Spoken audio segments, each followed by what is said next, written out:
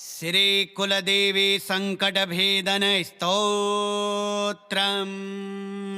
कुलदेवी नमस्तुभ्यं शरण्ये कुलराक्षिणी सर्वसंकटसंघातं भिन्धि भिन्धि नमोऽस्तुते। आगतं यद्भवेत् दुःखं दृश्यं वा अदृश्यमेव च तत्सर्वं भेदयच्छिप्रं कुलमध्यस्थितं क्षणात्। दैहिकं दैविकं चैव भौतिकं च भयावहं यत्सङ्कटं समापन्नं तद्भेदनं कुरु प्रिये। वाक्मनः कर्मजं पापं ग्रहदोषसमुद्भवं कुलपीडाकरं देवी छित्त्वा पन्थानमादिश। यत्र यत्र समुत्पन्नं क्लेशबीजं भयङ्करं तत्र तत्र स्थितं दोषं भेदय त्वं न संशयः। रुद्धकार्येषु सर्वेषु यत्र बुद्धिर्विलीयते तन्त्रशक्तिं प्रकट्य त्वं भेदनाथ नमोऽस्तु ते। कुलमार्गे गतान् भक्तान् छिन्नसङ्कटवृत्तयः कुरु मातः प्रसन्नेन तेजसा भेदनात्मना। गृहान्तरे च चित्ते च स्वप्ने जागरणे तथा यत्सङ्कटं समाविष्टं तद्भिन्धि वरदे शिवे। नानोपायविनिर्मुक्तं यत्क्लेशं नाशमृच्छति तद्भेदनं त्वमेवैकां कुलदेवी नमोऽस्तु ते। कुलदेवी नमस्तुभ्यं शरण्ये कुलराक्षिणी सर्वसङ्कटसङ्घातं भिन्धि भिन्धि नमोऽस्तु ते। आगतं यद्भवेत् दुःखं दृश्यं वा अदृश्यमेव च तत्सर्वं भेदयच्छिप्रं कुलमध्यस्थितं क्षणात्। दैहिकं दैविकं चैव भौतिकं च भयावहं यत्सङ्कटं समापन्नं तद्भेदनं कुरु प्रिये। वाक्मनः कर्मजं पापं ग्रहदोषसमुद्भवं कुलपीडाकरं देवी छित्त्वा पन्थानमादिश। यत्र यत्र समुत्पन्नं क्लेशबीजं भयङ्करं तत्र तत्र स्थितं दोषं भेदय त्वं न संशयः। रुद्धकार्येषु सर्वेषु यत्र बुद्धिर्विलीयते तन्त्रशक्तिं प्रकट्य त्वं भेदनाथ नमोऽस्तु ते।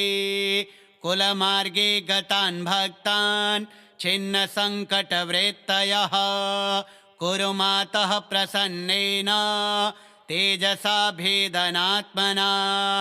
गृहान्तरे च चित्ते च स्वप्ने जागरणे तथा यत्सङ्कटं समाविष्टं तद्भिन्धि वरदे शिवे।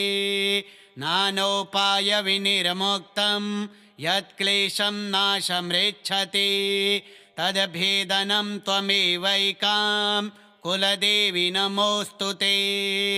कुलदेवी नमस्तुभ्यं शरण्ये कुलराक्षिणी सर्वसङ्कटसङ्घातं भिन्धि भिन्धि नमोऽस्तु ते। आगतं यद्भवेत् दुःखं दृश्यं वा अदृश्यमेव च तत्सर्वं भेदयच्छिप्रं कुलमध्यस्थितं क्षणात्। दैहिकं दैविकं चैव भौतिकं च भयावहं यत्सङ्कटं समापन्नं तद्भेदनं कुरु प्रिये। वाक्मनः कर्मजं पापं ग्रहदोषसमुद्भवं कुलपीडाकरं देवी छित्त्वा पन्थानमादिश। यत्र यत्र समुत्पन्नं क्लेशबीजं भयङ्करं तत्र तत्र स्थितं दोषं भेदय त्वं न संशयः। रुद्धकार्येषु सर्वेषु यत्र बुद्धिर्विलीयते तन्त्रशक्तिं प्रकट्य त्वं भेदनाथ नमोऽस्तु ते। कुलमार्गे गतान् भक्तान् छिन्नसङ्कटवृत्तयः कुरु मातः प्रसन्नेन तेजसा भेदनात्मना। गृहान्तरे च चित्ते च स्वप्ने जागरणे तथा यः सङ्कटं समाविष्टं तद्भिन्धि वरदे शिवे। नानोपायविनिर्मुक्तं यत्क्लेशं नाशमृच्छति तद्भेदनं त्वमेवैकां कुलदेवी नमोऽस्तु ते। कुलदेवी नमस्तुभ्यं शरण्ये कुलराक्षिणी सर्वसङ्कटसङ्घातं भिन्धि भिन्धि नमोऽस्तु ते। आगतं यद्भवेत् दुःखं दृश्यं वा अदृश्यमेव च तत्सर्वं भेदयच्छिप्रं कुलमध्यस्थितं क्षणात्। दैहिकं दैविकं चैव भौतिकं च भयावहं यत्सङ्कटं समापन्नं तद्भेदनं कुरु प्रिये। वाक्मनः कर्मजं पापं ग्रहदोषसमुद्भवं कुलपीडाकरं देवी छित्त्वा पन्थानमादिश। यत्र यत्र समुत्पन्नं क्लेशबीजं भयङ्करं तत्र तत्र स्थितं दोषं भेदय त्वं न संशयः। रुद्धकार्येषु सर्वेषु यत्र बुद्धिर्विलीयते तन्त्रशक्तिं प्रकट्य त्वं भेदनाथ नमोऽस्तु ते। कुलमार्गे गतान् भक्तान् छिन्नसङ्कटवृत्तयः कुरु मातः प्रसन्नेन तेजसा भेदनात्मना। गृहान्तरे च चित्ते च स्वप्ने जागरणे तथा यः सङ्कटं समाविष्टं तद्भिन्धि वरदे शिवे। नानोपायविनिर्मुक्तं यत्क्लेशं नाशमृच्छति तद्भेदनं त्वमेवैकां कुलदेवी नमोऽस्तु ते। कुलदेवी नमस्तुभ्यं शरण्ये कुलराक्षिणी सर्वसङ्कटसङ्घातं भिन्धि भिन्धि नमोऽस्तु ते। आगतं यद्भवेत् दुःखं दृश्यं वा अदृश्यमेव च तत्सर्वं भेदयच्छिप्रं कुलमध्यस्थितं क्षणात्। दैहिकं दैविकं चैव भौतिकं च भयावहं यत्सङ्कटं समापन्नं तद्भेदनं कुरु प्रिये। वाक्मनः कर्मजं पापं ग्रहदोषसमुद्भवं कुलपीडाकरं देवी छित्त्वा पन्थानमादिश। यत्र यत्र समुत्पन्नं क्लेशबीजं भयङ्करं तत्र तत्र स्थितं दोषं भेदय त्वं न संशयः। रुद्धकार्येषु सर्वेषु यत्र बुद्धिर्विलीयते तन्त्रशक्तिं प्रकट्य त्वं भेदनाथ नमोऽस्तु ते। कुलमार्गे गतान् भक्तान् छिन्नसङ्कटवृत्तयः कुरु मातः प्रसन्नेन तेजसा भेदनात्मना। गृहान्तरे च चित्ते च स्वप्ने जागरणे तथा यः सङ्कटं समाविष्टं तद्भिन्धि वरदे शिवे। नानोपायविनिर्मुक्तं यत्क्लेशं नाशमृच्छति तद्भेदनं त्वमेवैकां कुलदेवी नमोऽस्तु ते। कुलदेवी नमस्तुभ्यं शरण्ये कुलराक्षिणी सर्वसङ्कटसङ्घातं भिन्धि भिन्धि नमोऽस्तु ते। आगतं यद्भवेत् दुःखं दृश्यं वा अदृश्यमेव च तत्सर्वं भेदयच्छिप्रं कुलमध्यस्थितं क्षणात्। दैहिकं दैविकं चैव भौतिकं च भयावहं यः सङ्कटं समापन्नं तद्भेदनं कुरु प्रिये वाक्मनः कर्मजं पापं ग्रहदोषसमुद्भवं कुलपीडाकरं देवी छित्त्वा पन्थानमादिश यत्र यत्र समुत्पन्नं क्लेशबीजं भयङ्करं तत्र तत्र स्थितं दोषं भेदय त्वं न संशयः रुद्धकार्येषु सर्वेषु यत्र बुद्धिर्विलीयते तन्त्रशक्तिं प्रकट्य त्वं भेदनाथ नमोऽस्तु ते कुलमार्गे गतान् भक्तान् छिन्नसङ्कटवृत्तयः कुरु मातः प्रसन्नेन तेजसा भेदनात्मना गृहान्तरे च चित्ते च स्वप्ने जागरणे तथा यः सङ्कटं समाविष्टं तद्भिन्धि वरदे शिवे नानोपायविनिर्मुक्तं यत्क्लेशं नाशमृच्छति तद्भेदनं त्वमेवैकां कुलदेवी नमोऽस्तु ते कुलदेवी नमस्तुभ्यं शरण्ये कुलराक्षिणी सर्वसङ्कटसङ्घातं भिन्धि भिन्धि नमोऽस्तु ते आगतं यद्भवेत् दुःखं दृश्यं वा अदृश्यमेव च तत्सर्वं भेदयच्छिप्रं कुलमध्यस्थितं क्षणात् दैहिकं दैविकं चैव भौतिकं च भयावहं यः सङ्कटं समापन्नं तद्भेदनं कुरु प्रिये वाक्मनः कर्मजं पापं ग्रहदोषसमुद्भवं कुलपीडाकरं देवी छित्त्वा पन्थानमादिश यत्र यत्र समुत्पन्नं क्लेशबीजं भयङ्करं तत्र तत्र स्थितं दोषं भेदय त्वं न संशयः रुद्धकार्येषु सर्वेषु यत्र बुद्धिर्विलीयते तन्त्रशक्तिं प्रकट्य त्वं भेदनाथ नमोऽस्तु ते कुलमार्गे गतान् भक्तान् छिन्नसङ्कटवृत्तयः कुरु मातः प्रसन्नेन तेजसा भेदनात्मना गृहान्तरे च चित्ते च स्वप्ने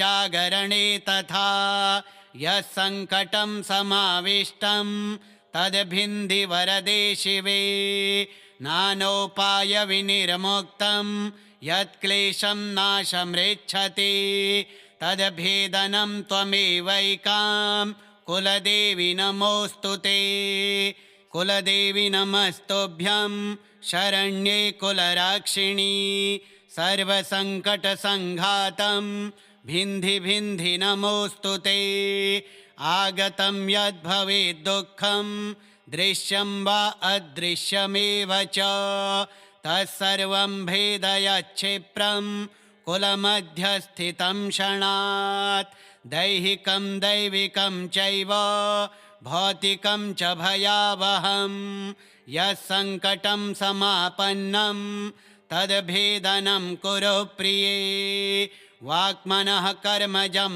पापं ग्रहदोषसमुद्भवं कुलपीडाकरं देवी छित्त्वा पन्थानमादिश यत्र यत्र समुत्पन्नं क्लेशबीजं भयङ्करं तत्र तत्र स्थितं दोषं भेदय त्वं न संशयः रुद्धकार्येषु सर्वेषु यत्र बुद्धिर्विलीयते तन्त्रशक्तिं प्रकट्य त्वं भेदनाथ नमोऽस्तु ते कुलमार्गे गतान् भक्तान् छिन्नसङ्कटवृत्तयः कुरु मातः प्रसन्नेन तेजसा भेदनात्मना गृहान्तरे च चित्ते च स्वप्ने जागरणे तथा यः सङ्कटं समाविष्टं तद्भिन्धि वरदे शिवे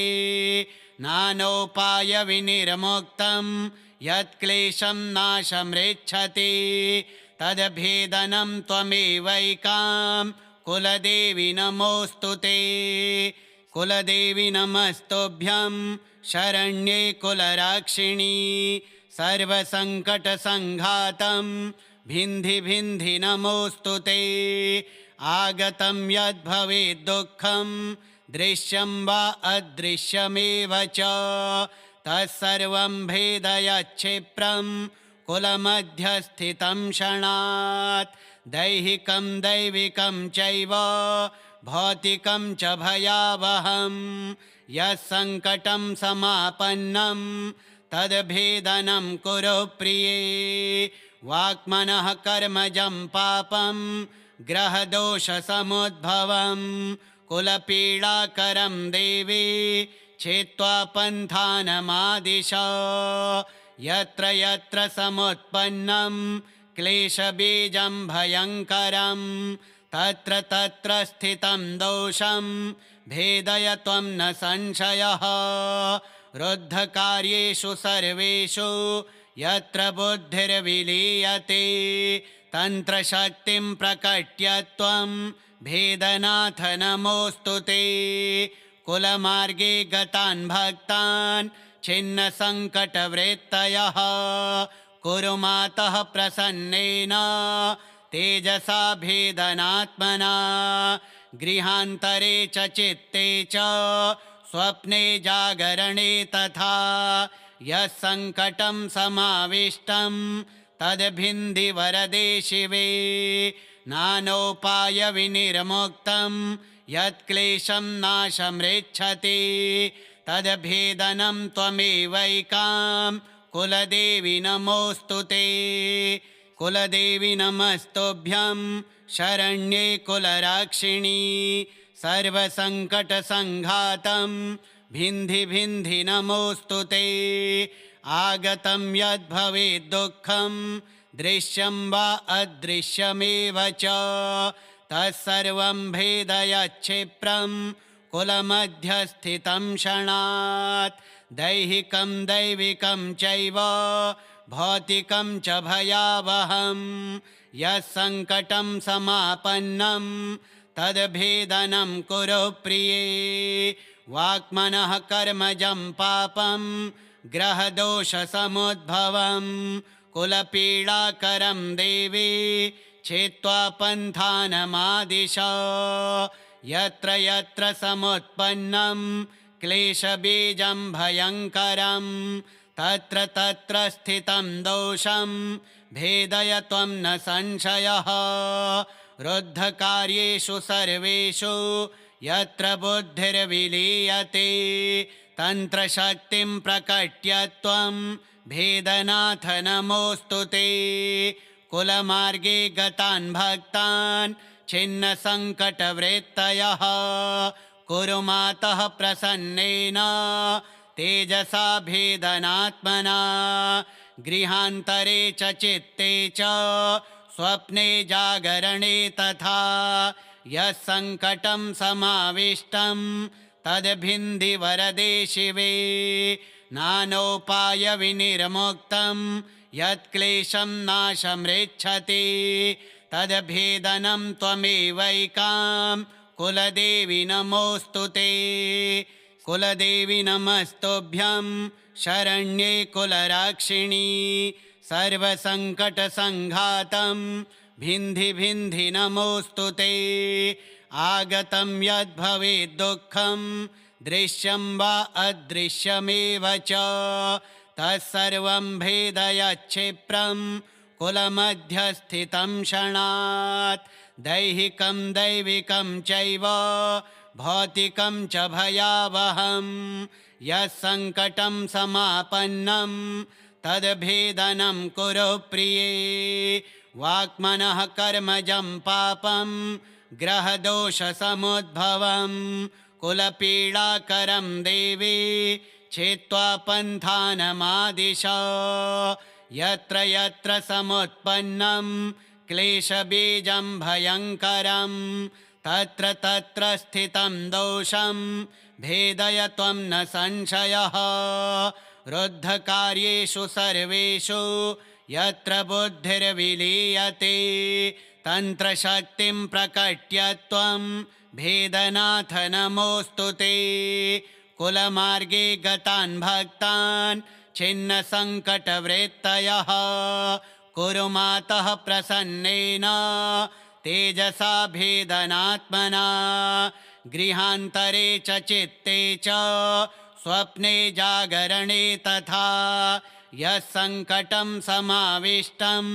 तद्भिन्धि वरदे शिवे नानोपायविनिर्मुक्तं यत्क्लेशं नाशमृच्छति तद्भेदनं त्वमेवैकां कुलदेवी नमोऽस्तु ते कुलदेवी नमस्तुभ्यं शरण्ये कुलराक्षिणी सर्वसङ्कटसङ्घातं भिन्धि भिन्धि नमोऽस्तु ते आगतं यद्भवेत् दुःखं दृश्यं वा अदृश्यमेव च तत्सर्वं भेदयच्छिप्रं कुलमध्यस्थितं क्षणात् दैहिकं दैविकं चैव भौतिकं च भयावहं यत्सङ्कटं समापन्नं तद्भेदनं कुरु प्रिये वाक्मनः कर्मजं पापं ग्रहदोषसमुद्भवं कुलपीडाकरं देवी छित्त्वा पन्थानमादिश यत्र यत्र समुत्पन्नं क्लेशबीजं भयङ्करं तत्र तत्र स्थितं दोषं भेदय त्वं न संशयः रुद्धकार्येषु सर्वेषु यत्र बुद्धिर्विलीयते तन्त्रशक्तिं प्रकट्य त्वं भेदनाथ नमोऽस्तु ते कुलमार्गे गतान् भक्तान् छिन्नसङ्कटवृत्तयः कुरु मातः प्रसन्नेन तेजसा भेदनात्मना गृहान्तरे च चित्ते च स्वप्ने जागरणे तथा यः सङ्कटं समाविष्टं तद्भिन्धि वरदे शिवे नानोपायविनिर्मुक्तं यत्क्लेशं नाशमृच्छति तद्भेदनं त्वमेवैकां कुलदेवी नमोऽस्तु ते कुलदेवी नमस्तुभ्यं शरण्ये कुलराक्षिणी सर्वसङ्कटसङ्घातं भिन्धि भिन्धि नमोऽस्तु ते आगतं यद्भवेत् दुःखं दृश्यं वा अदृश्यमेव च तत्सर्वं भेदयच्छिप्रं कुलमध्यस्थितं क्षणात् दैहिकं दैविकं चैव भौतिकं च भयावहं यत्सङ्कटं समापन्नं तद्भेदनं कुरु प्रिये वाक्मनः कर्मजं पापं ग्रहदोषसमुद्भवं कुलपीडाकरं देवी छित्त्वा पन्थानमादिश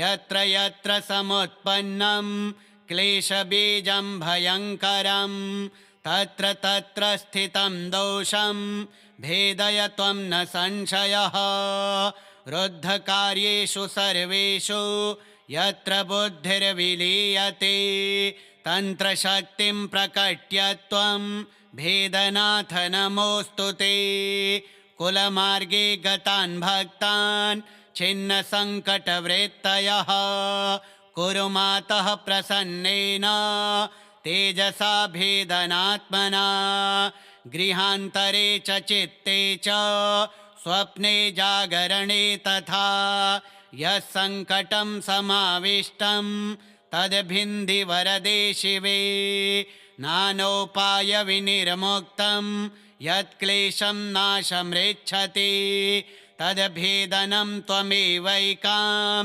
कुलदेवी नमोऽस्तु ते कुलदेवी नमस्तुभ्यं शरण्ये कुलराक्षिणी सर्वसङ्कटसङ्घातं भिन्धि भिन्धि नमोऽस्तु ते आगतं यद्भवेत् दुःखं दृश्यं वा अदृश्यमेव च तत्सर्वं भेदयच्छिप्रं कुलमध्यस्थितं क्षणात् दैहिकं दैविकं चैव भौतिकं च भयावहं यत्सङ्कटं समापन्नं तद्भेदनं कुरु प्रिये वाक्मनः कर्मजं पापं ग्रहदोषसमुद्भवं कुलपीडाकरं देवी छित्त्वा पन्थानमादिश यत्र यत्र समुत्पन्नं क्लेशबीजं भयङ्करं तत्र तत्र स्थितं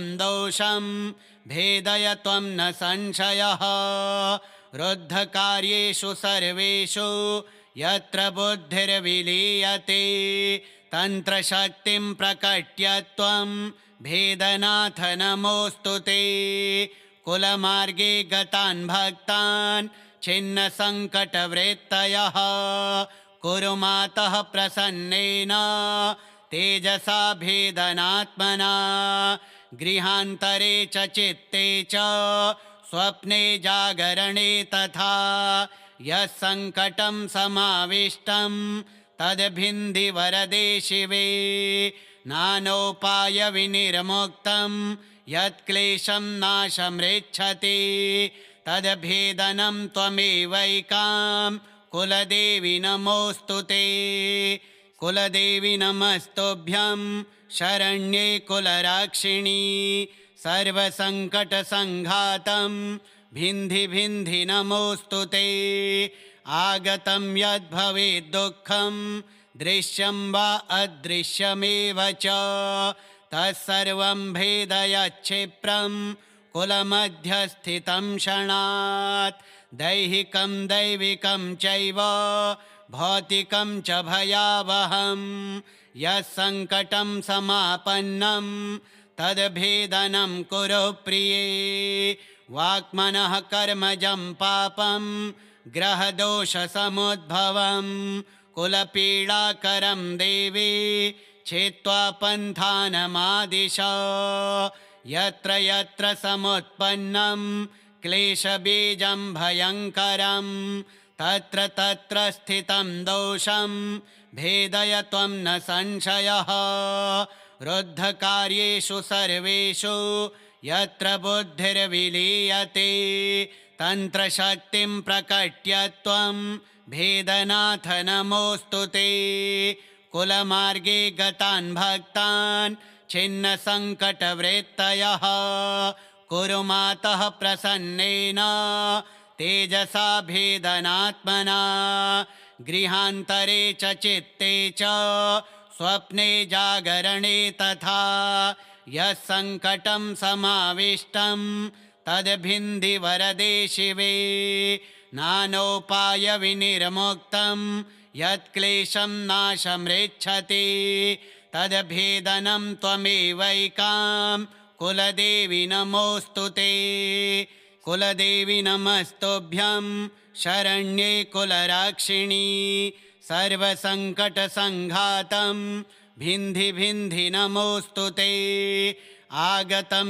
यद्भवेत् दुःखं दृश्यं वा अदृश्यमेव च तत्सर्वं भेदयच्छिप्रं कुलमध्यस्थितं क्षणात् दैहिकं दैविकं चैव भौतिकं च भयावहं यत्सङ्कटं समापन्नं तद्भेदनं कुरु प्रिये वाक्मनः कर्मजं पापं ग्रहदोषसमुद्भवं कुलपीडाकरं देवी छित्त्वा पन्थानमादिश यत्र यत्र समुत्पन्नं क्लेशबीजं भयङ्करं तत्र तत्र स्थितं दोषं भेदय त्वं न संशयः रुद्धकार्येषु सर्वेषु यत्र बुद्धिर्विलीयते तन्त्रशक्तिं प्रकट्य त्वं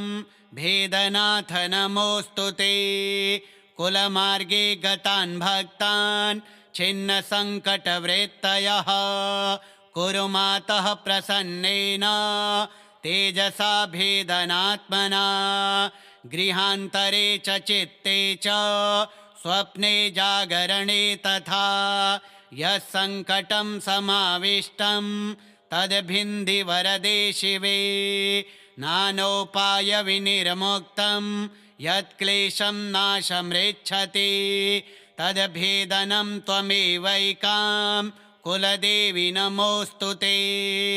कुलदेवी नमस्तुभ्यं शरण्ये कुलराक्षिणी सर्वसङ्कटसङ्घातं भिन्धि भिन्धि नमोऽस्तु ते।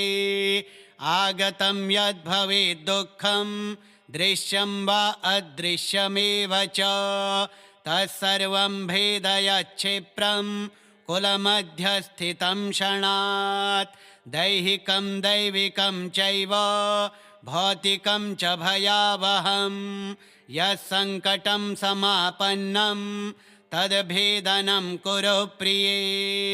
वाक्मनः कर्मजं पापं ग्रहदोषसमुद्भवं कुलपीडाकरं देवी छित्त्वा पन्थानमादिश यत्र यत्र समुत्पन्नं क्लेशबीजं भयङ्करं तत्र तत्र स्थितं दोषं भेदय त्वं न संशयः। रुद्धकार्येषु सर्वेषु यत्र बुद्धिर्विलीयते तन्त्रशक्तिं प्रकट्य त्वं भेदनाथ नमोऽस्तु ते। कुलमार्गे गतान् भक्तान् छिन्नसङ्कटवृत्तयः कुरु मातः प्रसन्नेन तेजसा भेदनात्मना गृहान्तरे च चित्ते च स्वप्ने जागरणे तथा यः सङ्कटं समाविष्टं तद्भिन्धि वरदे शिवे नानोपायविनिर्मुक्तं यत्क्लेशं नाशमृच्छति तद्भेदनं त्वमेवैकां कुलदेवी नमोऽस्तु ते। कुलदेवी नमस्तुभ्यं शरण्ये कुलराक्षिणी सर्वसङ्कटसङ्घातं भिन्धि भिन्धि नमोऽस्तु ते। आगतं यद्भवेत् दुःखं दृश्यं वा अदृश्यमेव च तत्सर्वं भेदयच्छिप्रं कुलमध्यस्थितं क्षणात् दैहिकं दैविकं चैव भौतिकं च भयावहं यत्सङ्कटं समापन्नं तद्भेदनं कुरु प्रिये। वाक्मनः कर्मजं पापं ग्रहदोषसमुद्भवं कुलपीडाकरं देवी छित्त्वा पन्थानमादिश यत्र यत्र समुत्पन्नं क्लेशबीजं भयङ्करं तत्र तत्र स्थितं दोषं भेदय त्वं न संशयः। रुद्धकार्येषु सर्वेषु यत्र बुद्धिर्विलीयते तन्त्रशक्तिं प्रकट्य त्वं भेदनाथ नमोऽस्तु ते। कुलमार्गे गतान् भक्तान् छिन्नसङ्कटवृत्तयः कुरु मातः प्रसन्नेन तेजसा भेदनात्मना गृहान्तरे च चित्ते च स्वप्ने जागरणे तथा यः सङ्कटं समाविष्टं तद्भिन्धि वरदे शिवे नानोपायविनिर्मुक्तं यत्क्लेशं नाशमृच्छति तद्भेदनं त्वमेवैकां कुलदेवी नमोऽस्तु ते। कुलदेवी नमस्तुभ्यं शरण्ये कुलराक्षिणी सर्वसङ्कटसङ्घातं भिन्धि भिन्धि नमोऽस्तु ते। आगतं यद्भवेत् दुःखं दृश्यं वा अदृश्यमेव च तत्सर्वं भेदयच्छिप्रं कुलमध्यस्थितं क्षणात् दैहिकं दैविकं चैव भौतिकं च भयावहं यत्सङ्कटं समापन्नं तद्भेदनं कुरु प्रिये। वाक्मनः कर्मजं पापं ग्रहदोषसमुद्भवं कुलपीडाकरं देवी छेत्त्वा पन्थानमादिश यत्र यत्र समुत्पन्नं क्लेशबीजं भयङ्करं तत्र तत्र स्थितं दोषं भेदय त्वं न संशयः रुद्धकार्येषु सर्वेषु यत्र बुद्धिर्विलीयते तन्त्रशक्तिं प्रकट्य त्वं भेदनाथ नमोऽस्तु ते कुलमार्गे गतान् भक्तान् छिन्नसङ्कटवृत्तयः कुरु मातः प्रसन्नेन तेजसा भेदनात्मना गृहान्तरे च चित्ते च स्वप्ने जागरणे तथा यः सङ्कटं समाविष्टं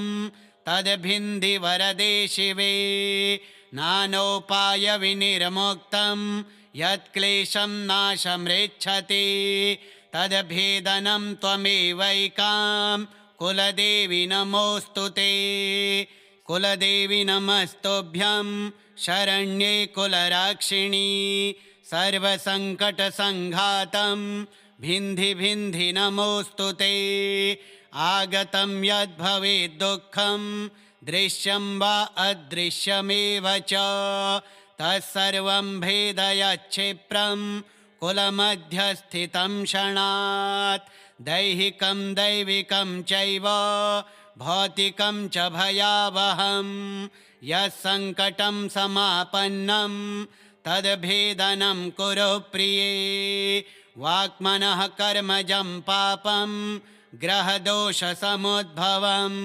कुलपीडाकरं देवी छेत्त्वा पन्थानमादिश यत्र यत्र समुत्पन्नं क्लेशबीजं भयङ्करं तत्र तत्र स्थितं दोषं भेदय त्वं न संशयः रुद्धकार्येषु सर्वेषु यत्र बुद्धिर्विलीयते तन्त्रशक्तिं प्रकट्य त्वं भेदनाथ नमोऽस्तु ते कुलमार्गे गतान् भक्तान् छिन्नसङ्कटवृत्तयः कुरु मातः प्रसन्नेन तेजसा भेदनात्मना गृहान्तरे च चित्ते च स्वप्ने जागरणे तथा यः सङ्कटं समाविष्टं तद्भिन्धि वरदे शिवे नानोपायविनिर्मुक्तं यत्क्लेशं नाशमृच्छति तद्भेदनं त्वमेवैकां कुलदेवी नमोऽस्तु ते कुलदेवी नमस्तुभ्यं शरण्ये कुलराक्षिणी सर्वसङ्कटसङ्घातं भिन्धि भिन्धि नमोऽस्तु ते आगतं यद्भवेत् दुःखं दृश्यं वा अदृश्यमेव च तत्सर्वं भेदयच्छिप्रं कुलमध्यस्थितं क्षणात् दैहिकं दैविकं चैव भौतिकं च भयावहं यत्सङ्कटं समापन्नं तद्भेदनं कुरु प्रिये वाक्मनः कर्मजं पापं ग्रहदोषसमुद्भवं कुलपीडाकरं देवी छेत्त्वा पन्थानमादिश यत्र यत्र समुत्पन्नं क्लेशबीजं भयङ्करं तत्र तत्र स्थितं दोषं भेदय त्वं न संशयः रुद्धकार्येषु सर्वेषु यत्र बुद्धिर्विलीयते तन्त्रशक्तिं प्रकट्य त्वं भेदनाथ नमोऽस्तु ते कुलमार्गे गतान् भक्तान् छिन्नसङ्कटवृत्तयः कुरु मातः प्रसन्नेन तेजसा भेदनात्मना गृहान्तरे च चित्ते च स्वप्ने जागरणे तथा यः सङ्कटं समाविष्टं तद्भिन्धि वरदे शिवे नानोपायविनिर्मुक्तं यत्क्लेशं नाशमृच्छति तद्भेदनं त्वमेवैकां कुलदेवी नमोऽस्तु ते श्रीकुलदेवी सङ्कटभेदनस्तोत्रम् श्रीकुलदेव्यार्पणमस्तु।